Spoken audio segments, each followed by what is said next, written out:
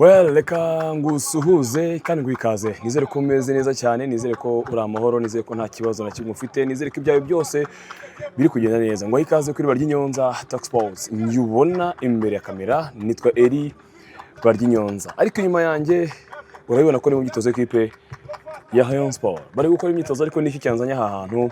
It's an exclusive. Si kenshi umuntu aha hantu ariko iyo mpageze mba mfite impamvu yumvikana ishobora kuba inzanye. Nta hantu nshobora kuza kubibona ibigiye kuza kwabera uyu munsi uretse kuri BARYINYONZA Talk Sports.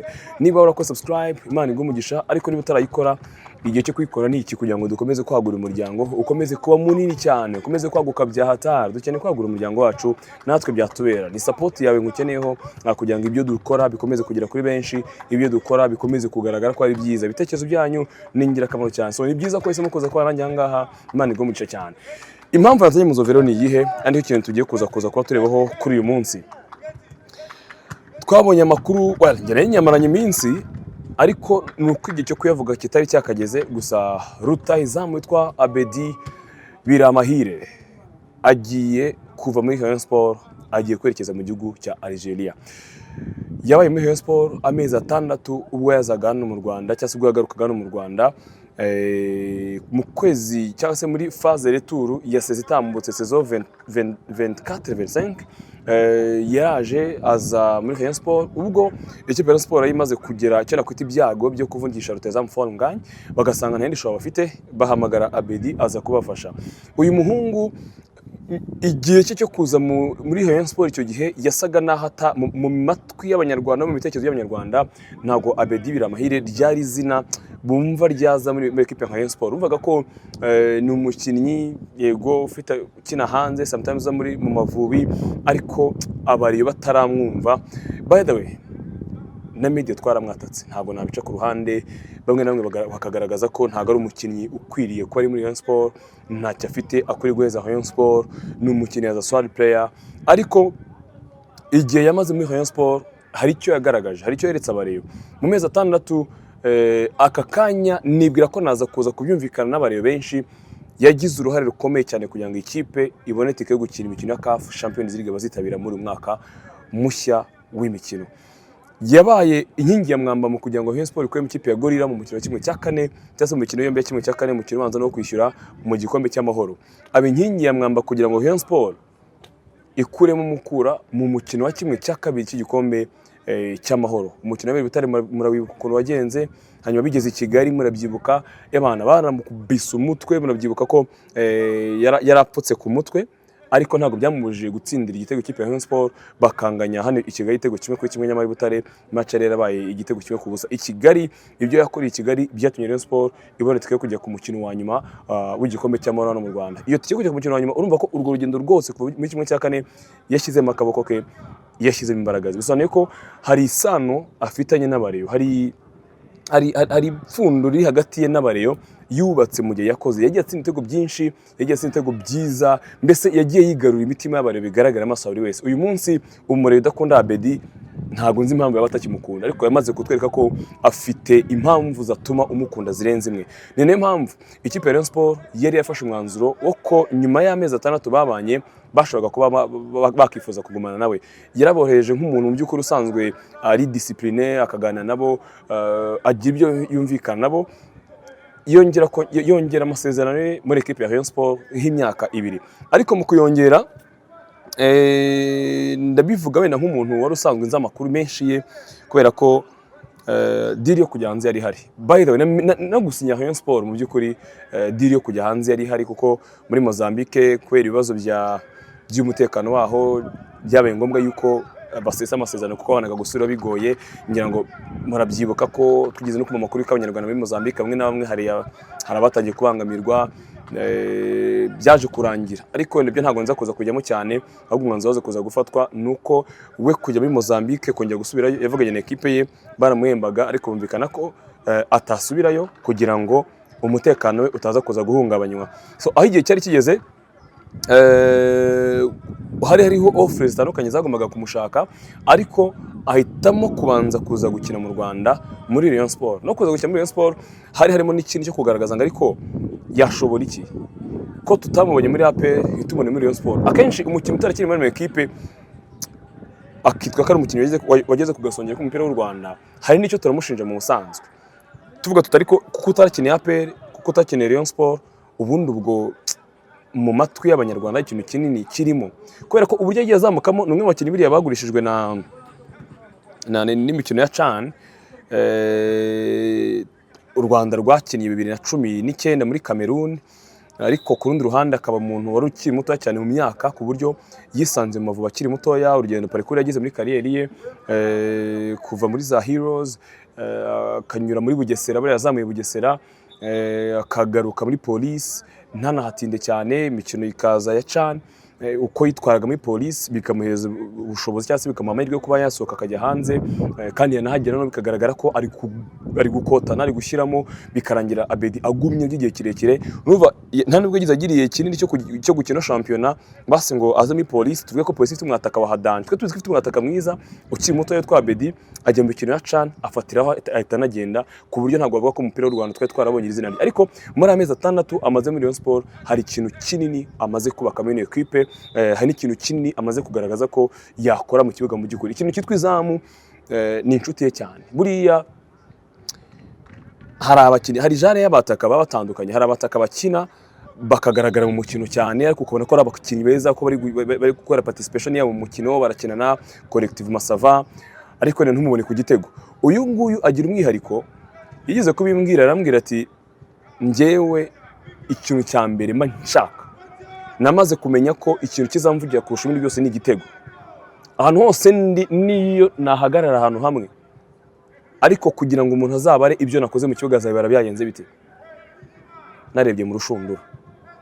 Amaking ashaka mu rushundura nicyo kintu agomba kumenya, nicyo kintu cyo kimuraje ishinga cyane. Urushundura ndarurebamo, nagitsindisha amano, natsindisha amenyo, natsindisha umusatsi, imva agomba kumekinga ashaka ko ashyira mu rushundura. Ibyo bimbwiraga mbere ko aza mu equipe ya Rayon Sport, byasaga na hari ibanga rye, kandi kuko naho yakinaga nabirebaga nkabona uburyo akinamo, kuko najyaga nkunda kureba video ziwe, nkabona neza ko ku gitego n'uruca abana. So ajya muri Rayon Sport nari mbitegereje nk'umuntu wa hafi ye, narambwiye okay, ngaho ugenda hari ahantu ugiye kwereka abanyarwanda icyo wakora. Hari ikintu gisanzwe nkuza ariko abanyarwanda batarakumenyaho cy'ukuri inshuti y'igitego. Banyarwanda nabimenye imbere yanyu, abenshi muri mwe nabimenye imbere yanyu, ariko namwe mwaje kubibona ko ari inshuti y'igitego. Yatsinze byinshi mu mwanya yahamaze, mu by'ukuri yatsinze ibitego bitari bike, kuko niba ari ibitego yatsinze mu mikino y'igikombe cy'amahoro bijya nko kuri 4 cyangwa 5, shampiyona afite ibitego nka 4 cyangwa 5 naho muri shampiyona mu mezi 6 yonyine. Mu by'ukuri ibitego byinshi uno mugabo yatsinze ikipe ya Rayon Sport. So kuri uyu munsi rero, nyuma y'urugendo rwose rw'amezi 6 yamaze muri Rayon Sport akina phase retour, hari abo byatangiye batemera, ariko as of now nahamya ko abenshi bamaze kwemera. Gusa kubera ibyo bitego, kubera ubwo bushobozi yagaragaje mu kibuga, za offre zakomeje kuza na n'uyu munsi zaraje. So ajya kongera amasezerano muri Rayon Sport, harimo ikintu kivuga ko birashoboka ko anytime yagenda. Uyu mugabo yabanye neza n'abayobozi ba Rayon Sport, ntabwo yigeze babanira nabi mu bibazo byose byabaye muri Rayon Sport, nk'abivumbura ngo aho bamwe namwe bagiye bakekwa ruswa n'ubwo utazi bahamije. Nanone ka tubigaruke kuko abagiye bahamywa za ruswa ntawe bigeze bafatanya ibizibiti, kandi mu by'ukuri niba utarafatanya umuntu ikizibiti, biragoye ko niba utarafatanya umuntu ikizibiti biragoye ko wamushinja icyaha. Wakwibaza ko ari bamwe bashobora kuba barabishinjijwe, kandi nyamara wenda arabere ntabyo bakoze, ariko umuvandimwe no mu baketswe ntabamo. Afite ukuntu abanye neza n'abari, afite ukuntu yakotanye bikagaragara mu kibuga ahatanira intsinzi ya Rayon Sport. So this time impamvu yanzanye ahangaha mu Nzove ni yiherekanye babwire, uyu ni umwitozo we wa nyuma ari gukora muri Rayon Sport kuri inshuro, kubera ko agomba kwerekeza muri Algeria, niho agomba kujya gukomereza kariyeri y'umupira w'amaguru. Nanone kujya muri Algeria hari alternatives nyinshi zitandukanye bishingiye ku buryo yitwara muri Rayon Sport, kuko byari ibintu bigaragara, byari ibintu abantu bareba bakabona ubushobozi bwe. Nagwe ko kuko ari inshuti y'igitego nibyo byamuvugiye, nibyo byagaragaje ko kuko ari ikintu ashoboye. So offre ziraza, uyu munsi agiye kwerekeza muri Algeria. Hanyuma icyatuzanye ahangaha kuri uyu munsi ni iki? Twaje kuko ari umwitozo wa nyuma wa Abedi muri Rayon Sport, turashaka kuganira n'abakinnyi. Abedi yari muntu ki muri mwe? Niki wabwira Abedi? Hari icyo yafashe Rayon Sport kano kanya igomba gukina imikino ya Confederation Cup. Binankundiye nkaba n'abayobozi ba Rayon Sport, ndaza kuza kubabaza. Hari abatoza ahanga babanye nawe, yego barahindutse, ariko murabona Ayabonga arahari, yabanye nawe ngomba kuganira nawe byanga bikunda Ayabonga akagira ikintu ambwira kuri Abedi. Abakinnyi barimo aha ngaha basore umugabo babanye nawe bakabange babanye nawe barahari n'abandi bakinnyi bandi aha ngaha yagiye yakira n'ibyo Rayon Sport yihindiye abakinnyi bamwe na bamwe hari abagiye bazamo bashya ariko ntabwo bitubuza kuza kugira gute kuganira. So keep in touch, tuze kuza kuganira n'abakinnyi mu kanya gatoya, tuze kuza kumva icyo batubwira no kuri BARYINYONZA Talk Sports. Ndagushimiye cyane ko wahisemo gukorana natwe. Niba utarakora subscribe nakwifuza kuyikora nanifuza nanjye kuyikora kugira ngo dufatanye gukomeza kuzamura uyu muryango. Yes, as we can see now, sorry, I am going to use English so that Mr. Ayabonga does not understand really Kinyarwanda, and I know my brother Abedi, he speaks English. So as I told you before, this was his last session trainings here at Nzove Training Center of Rayon Sport as he's going to move out. Before we move on, I want to talk with the coach, Mr. Ayabonga. You've been together with him for this last months when he came here to play for Rayon Sport, and I want to hear from you. How was him? What can you talk about him before he leaves you now?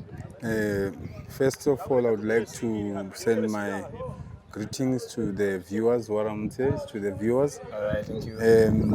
He's a very, very dedicated player.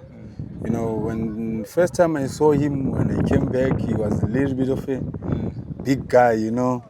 But because of his work ethic and he's a workaholic, I would really say he managed to replace Fall, whereby we lost Fall on a crucial moment whereby we needed him so much, you know. He came in and clicked as a glove, you know. It was highly expected of him to do that because of through his hard work, you know, off the field, off the cameras, you know. And what I like about him mostly, he doesn't question. He always focus in terms of doing extra work, and it's rare to find that, you know. It's few players you can count that they can wake you up and ask for a program, a special program that you push them more. Yeah, that's how I saw him. You know? All right, Abedi. Well, I was speaking to him. Yes. So that, we can use English. There's no problem. All right, let's just keep using it because I want you to understand that the things he said to replace Fall was something not easy at all. Yeah. So I want you to combine. How did you adapt on that to replace Fall guy, but also adapting the team, but also how the guy have been helping you to adapt yourself in this club? Your reaction on this? First of all, what I can say, the first time I came here in Zove, Ayabonga, I haven't come yet. He was in South Africa. So I had chance once he came because I was hearing around of people. They say he's a good coach. He helping the players. So even he came, even Fali was around. He was playing, but I was keeping pushing. We starting working together, and he is a good coach. Yeah. He advised me something. I'm not going to forget. One day we go together. No, I think it was in Oma.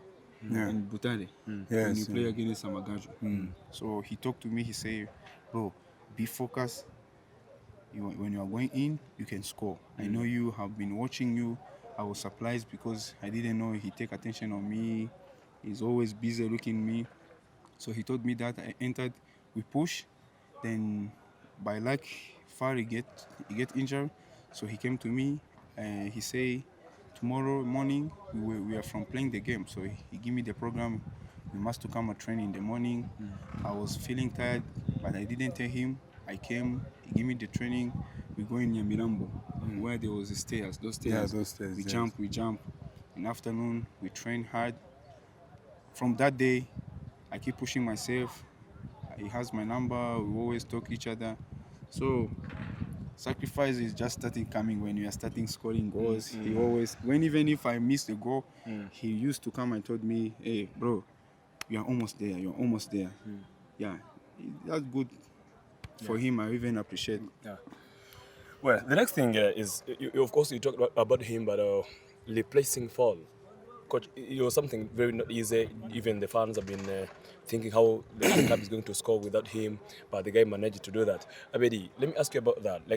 I think you had that kind of pressure on yourself, on your head to replace Fall, but how you managed it. I think at this time you got the support from the fans, but it came after doing what they've been waiting for you to do. Yes. But what, you tell us what happened? How did you manage that so that you'll be able to replace him at all?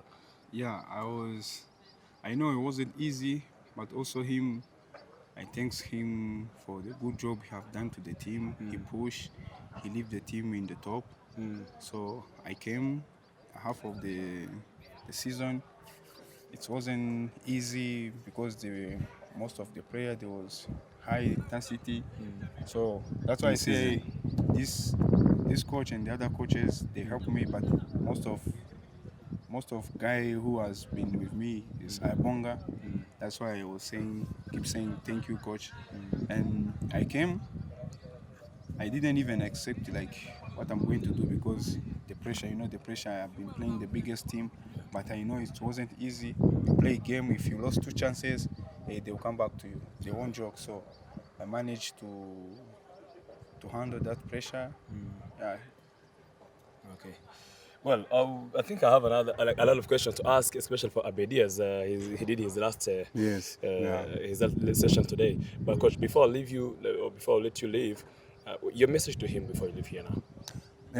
My message is keep on working hard. He's not a fussy guy.